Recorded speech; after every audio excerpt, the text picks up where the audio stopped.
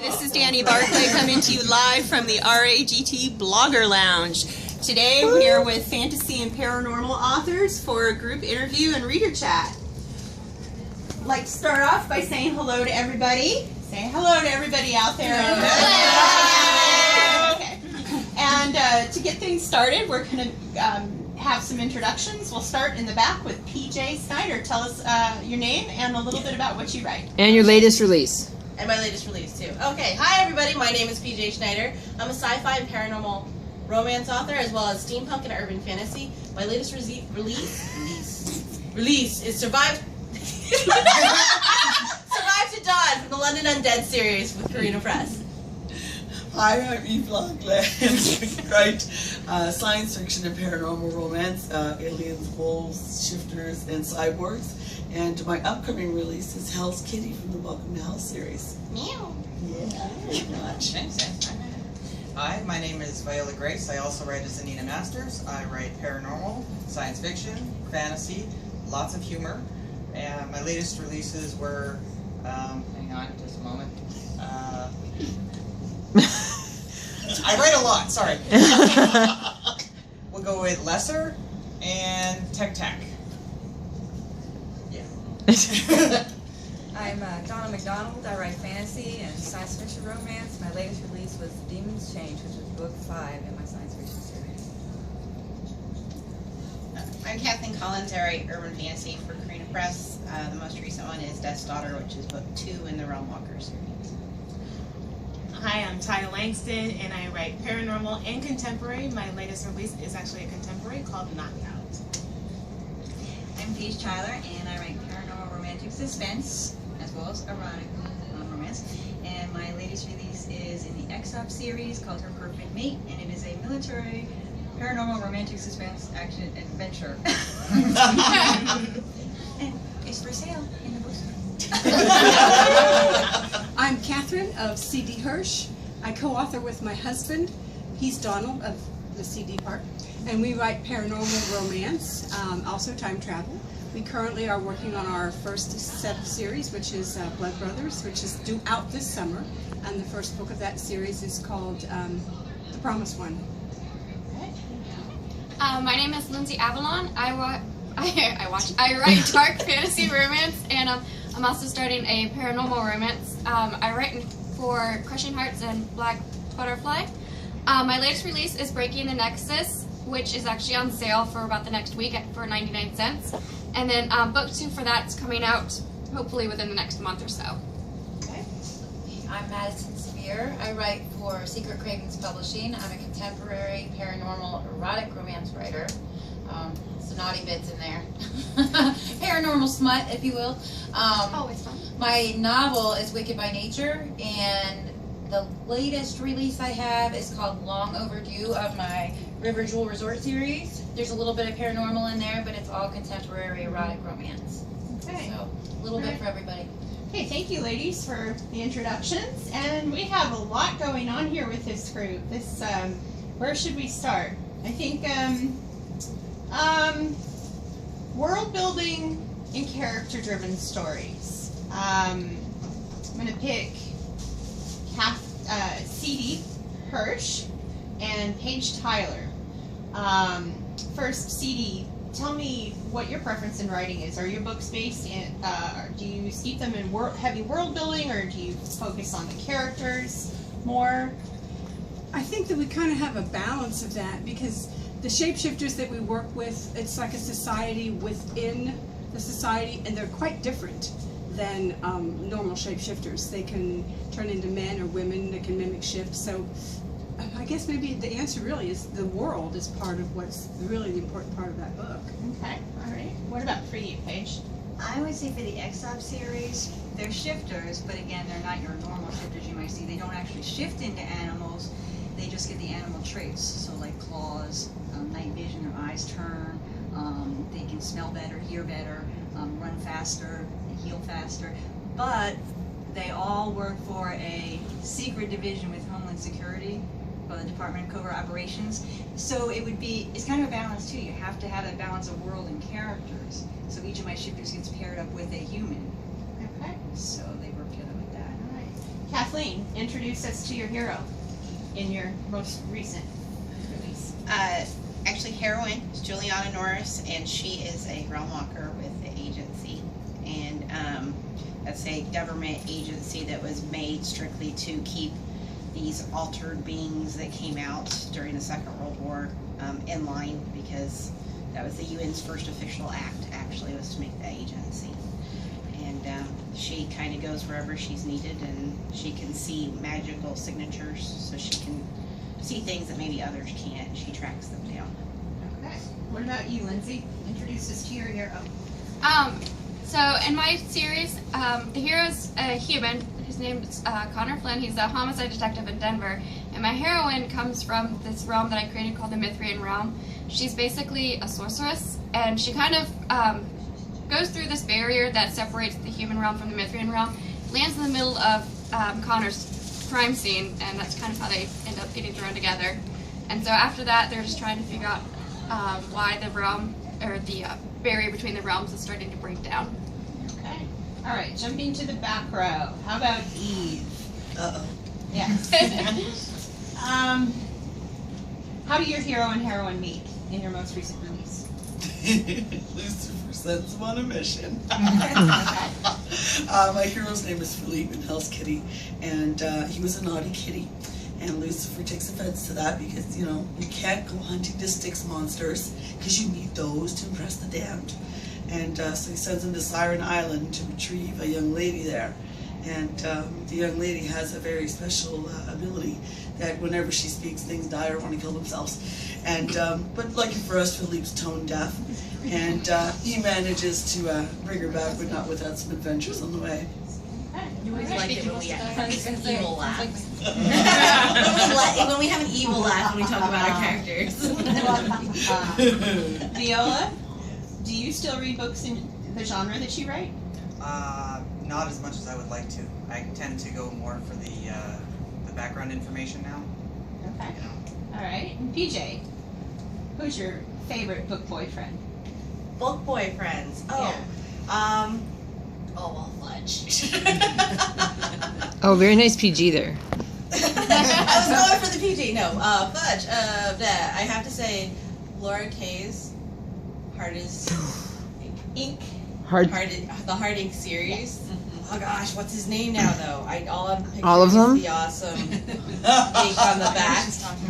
Like huge back. It's in the first full-length novel of the series, not the Trapped in an Elevator series. Part one. What's his name? What's his name? Hot Man #1. Yeah. Hero number one. Tattoos and abs. Well, they all have tattoos. That's the problem. But he's the main start. Oh gosh, Fudge. Laura's gonna never forgive me. Quick, help the girl. First person to Google it gets a free e-copy of both her book, which I'll buy for you, and My Survives Gone. Like, I'm not even kidding. So, we all have smartphones. Somebody You don't have to if you want to. Tell me, what am I doing? Donna, Anything you let's want. shift over to you. Tell us what's going on Nope. in your Nope, you're paranormal good. world right now. What are you working on? Well, Coming up next. I write sci-fi romances, so I'm in my book. I'm getting ready to do book 6, and so it's on a spaceship, and so they're all on missions. I wanted to write fight scenes, so mine are plot driven by it. Every book has a mission, so the crew is all doing that. So that's what's going on, and I have a different couple in every book. Okay, it seems like we have we have any other alien series? Who's writing aliens? Okay, very popular right now. Yes. Okay. Madison. Introduce us to your world. Oh, my world. Well, you mean the book world, right? Okay. I have a few different worlds going on. I have the River Jewel Resort series where the hotel is actually paranormal. It sort of knows what everybody wants before they arrive. These people show up at the hotel and it's sort of predestined. They're all there for a reason, even if they don't know what it is. Sometimes it's to find love, sometimes it's just to find themselves, sometimes it's just to find other things. And then in Wicked by Nature, that is set in a town called Salem Ridge, Indiana. It's actually a town where the witches from the actual Salem evacuated and settled in Salem Ridge, top of a mountain away from all killers, all hunters. and it's actually a town where everyone who's paranormal is safe. So it's a haven of sorts for all of them. So they're among everybody, witches, demons, werewolves, and even humans interspersed throughout there. So Interesting. Yeah. A little bit of everybody. yeah, Okay. it's kind of busy. The Crib series, which is my paranormal, it's basically about a human. Her name is Harper Erskine, and she is a journalist, and she is covering a story about the disappearance of a girl. And the girl has ties to this group, this rock group, that has a secret pretty much. So Harper one night, because one of the featured writers from her staff gets called out, he calls out sick. So she is asked to cover this band for him, but she finds out too that he knows something or other. The girl had ties to it, and so she goes to this band, and they're shifters. So pretty much throughout the whole story, it's interspersed with humans and the shifters, and they're looking for the girl, and they do find the girl. There's another clan involved in that too, an enemy clan that's also who has the girl, and they're just all interspersed, and there's wars and about to new civil war starting. There's vampires that are introduced, and a mix of everything. Very nice. Okay. PJ, when you get writer's block, what do you do to get past it? Hot shower. Hot shower? Yes. Well, actually, sometimes I'll go work out first, just to get the blood moving, go out and get the synapses firing, take walkies, take whatever you gotta do to just go outside and do some stuff. Come back, hot shower, and sometimes I don't remember to put clothes back on before I get an epiphany and get back to the laptop. So there's post-it notes over my web cameras on my laptops just in case. But it works every time, I'm serious. Okay, we can segue into quirky writing habits.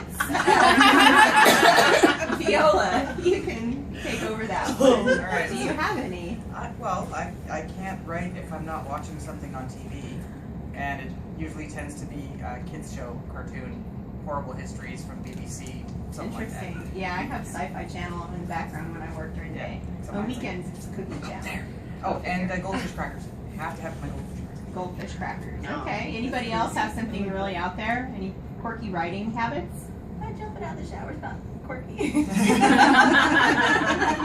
If you took your laptop in with you. Yeah, that would be. Hey, they have the laptop treadmill desks now. It's totally possible that you could do a laptop shower. Okay, why don't we turn to our readers, and do you have any questions that you'd like to ask our authors? Do you have a favorite scene in any of your books? There's so many good scenes. I have one. I have to say, if you're looking for that tearjerk saying that you like bawled writing it, and then I had people tweet at me crying as they were reading it, and it's in Fighting Cat.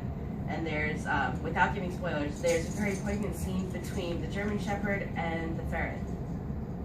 Okay. And everybody's like, what happened there? But no, seriously, there's a very poignant scene where Chester, the ferret, catches the attention of my heroine, Caitlin, and brings her to see Max, who's pining away. He refuses to eat. And there's just this scene, and I've had readers actually tweet at me like, how could you do this, Max? And just a lot of crying. And my mother yelled at me for that scene. But it's a fave because everybody likes it. Okay. Anybody else? Have you ever come up with a really great idea and said, this is going to be the best book ever, only to find out that some other writer has already done it? That's my favorite question ever to ask. That's the thing, though, is no idea is truly original, right? Somebody's done it. Yeah. So the question is, how are you going going to to twist it? Yeah. How do you twist it Yeah. and make it your own? That's the best thing. Yeah. Exactly. I think there's something like 40 master plots, in the entire seven. Okay, and it's you just twist them. Most of them don't have ferrets, so that's one help. I had a gecko one. I had a cat, so. Whatever you have to do. I did a I gecko. have a Cerberus. Do you really? Oh, since we Some of them, mine is 2 NPCs. since we are into fantasy, what do you want to see? Like you always see like these like I want the were sloth or the were spider. I have one of those too. Yeah. Hey, it works. But what would you like to make? What kind of character would you want to make a story for, but you don't think would really work because it's just that weird? Won't work. Crocodiles and snakes. I wanted to do a bayou shapeshifter one, and I did an informal survey on Facebook and said, what would you think of a crocodile or snake shifter? And a general consensus was too creepy, and I'm like, oh! So sucks. I know. It's just apparently it's kind of iffy there. A lot of people have a big factor with it. That and spiders, which I can get. Yeah, snakes have two. In the effort to be PG, look up what two I'm talking about. But snakes have two. Oh, do they? That would be a really good erotic paranormal. Like, I'm not even kidding. That would totally go somewhere with that. Snakes and sharks, they have two. Don't believe me, go to the aquarium and just like look at the sharks. Can I examine your And alligators, you have to really look to figure out which. I did is an which. alligator in one book, and he went over well, or crocodile. But in reality, but in reality, yeah. But he did okay because he was part of a certain series. But to do one focused entirely on it, a lot of people were kind of like, oh, I don't know, and I'm like, oh, that sucks. With a crocodile though, which one's on top? Because they do that death roll thing. That would be so fun. sorry. You're squishing me. Okay, wait, I'm on top for you again. Take a breath. Okay, we'll do a quick rapid fire question, and this is just to let readers know where they can find you easiest, Facebook or Twitter. Start in the back. PJ. Facebook.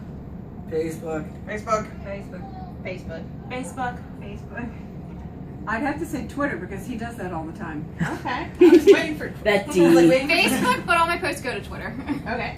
Yeah, both. Same here. But I'm Interesting. mainly on Interesting. No Facebook. Twitter on this group except for you. No, there's lots of Twitter love. It just automatic goes to. I don't automatic push. I have different content on each. It's just that according to my analytics, I get more engagement on Facebook, so more people look at me on Facebook. It's easier to talk to people on Facebook and interact and stuff. Because things aren't going It's a lot more on fun. Twitter. Yeah. Plus, I talk too much and I can't condense it to one. Writers. I know. Communicate in 140 characters or less. Yeah. I have the same problem. Yeah, I end up sitting there for like 20 seconds going, how do I say? Oh, dang it. Okay, Without sounding illiterate, because you've got the other ones that skip letters. No, and I refuse to yes, I don't want to say you're a writer. You can't spell that THT just to fit it all in. Just go to Facebook. What's the strangest thing a fan's ever told you on social media or said to you or asked you? We were just talking about this earlier. That sorry everybody, that I should go to hell for writing the book Wicked by Nature. Why? Because witches and demons and werewolves are not meant to be funny or be humorous or have sex. So therefore, I should go to hell. Well, considering writing about demons, that's probably a good place to be, though, if you think about it. And Hitler's there. Hitler is in my book, and she didn't like that either because I made him a servant to everybody. He had to make up for all the things he'd done, and I thought it was quite humorous, and apparently it wasn't. At least not to her. No. Not to her. No. Not to her. Okay. All right. Do you have any questions, Jackie? Raina, you had a question. What's up? No, I said it was humorously. I didn't have face. Oh. Well, fine. I have a question. Of all your stories, was there a side character that you thought was going to be like a really hit with the readers but ended up fizzling out? Or was there a character that you thought, okay, he's going to be on the page for a page, and the next thing you know, he has his own book? Yes. Yes. One of mine, it was supposed to just be a very side character, a teenage character that they pass on the street. And his name is Alec, and all of a sudden he's just like bombarding me with all these side poems. And in my head, I know where I want him to go. In the book, he still didn't have a whole lot, but all of a sudden, when that book was published, I had so many people saying, please tell me Alex can name his own book. I was like, okay, he was supposed to be on there for 5 seconds, and he's going to get his own book, and he's going to end up playing a very integral part in most of these books that I'm writing in the series. I had one like that, though. Yeah, in my zombie romance. Yeah, it's not gross. He does not. No bits fall off. He doesn't fall apart, right? No integration issues. He does not fall apart. He's not a Walking Dead zombie. He's a voodoo zombie. So he was and the thing is, he never knows when he's going to turn into a zombie. So therefore, he's seclusion. And he only has one friend. a private investigator trying to help him track down this voodoo priestess to take the curse off. And I didn't intend him to be, you know, have his own book or anything, but everybody that reads like, oh my god, I want Beck's book, and I'm like, I want Beck's book. I had a gauntlet thrown down, challenging me to write a story for Boggle, which is a character in the Triton Experiment series. He was meant to be that stereotypical computer geek that everybody finds unattractive, like physically unattractive, very large, in a motility chair with like some bad eating habits and things like that. And the reason why I made him that way is because I wanted to show just how incredibly good a friend he is. And he becomes my main character, Caitlin's first real best friend. And I hadn't expected him to take off, and then they threw out a gauntlet and they said, we want a romance for Boggle. We don't want him to go through a makeover. We don't want him to meet a girl who's as big as him. We want him to find a girl who, on a mental level, on an emotional level, and who is equally as beautiful as he is, but we don't want him to go through some sort of spa makeover to make him a traditional romance hero. And that gauntlet took me 2 years, but I wrote a story for him. Because I was gonna say, I have 7 garden gnomes. Yes. And people want them to have their own book, and I refuse. You have garden gnomes, parrots, spiders, alligators. No, she's a fair spider alligator. I have garden gnomes, porcupines, hedgehogs, wolves. Talking cat. Done hedgehogs. A naga. Ooh, naga, nice. You did one of those though, and those are good. Donna, you're also quiet. I am quiet. Okay. That's enough. She wants to write cyborgs. Tell her to write cyborgs. Yeah, who's writing? We hear a lot about fantasy and werewolves and shifters, but someone talk to me about aliens. Aliens are hot. It's like aliens. I love writing aliens. I do love writing aliens. And we're talking about a secondary character. I wrote the bad guy, and I meant him to be the consistent bad guy on the ship. I took 5 books, but he ended up being redeemed from being a bad guy. So now he's like a primary character. He's still got some badness, but he's not the super bad guy. Not gonna invent the bad guy. So. See, I did a whole series of aliens based on the fact that they like being bad guys. And I love Eve's cyborg book. I'm a big Eve Langlais fan, and so I am writing a cyborg book. I was saving it for a surprise. I am the writer. Isn't that cute? You put them together. Yes. I love cyborgs. There's something about that idea of being half machine and half. And looking for the What part's the machine? Because the first is cracked. No. She's I know. I'm glad. I think I'm done. Where are we at now? 23 minutes. We got about 5 minutes.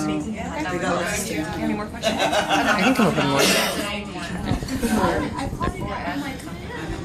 So of all so we were talking about the characters that made an appearance or didn't make an appearance. Is there anyone in your upcoming books that we should know? Like, say so and so is going to be a huge pivotal role for him, but you're not going to know it. You know what I mean? Like, he's not the main focus, but you should pay attention to him. I can say probably in the next grade book. I want to hear. No, go ahead. Keep going. I want to hear the story behind that. Though next. I can say in the next Crave book, which is Need, which hopefully should be out by the end of the year. The basis Chase has a huge role in it, and I know a lot of people had asked me, talking about secondary characters. Mm-hmm. A lot of fans asked about Chase. Nice. So he's gonna get pretty much second fiddle for Need this time out. So. I want to know the story about the ducking. I've been weaving a storyline that's taken like 3 years to plant the characters all throughout. So yeah, I got a few. Ooh. And now we're almost coming up to it. It'll be soon. It'll be by Christmas. With evil laughter.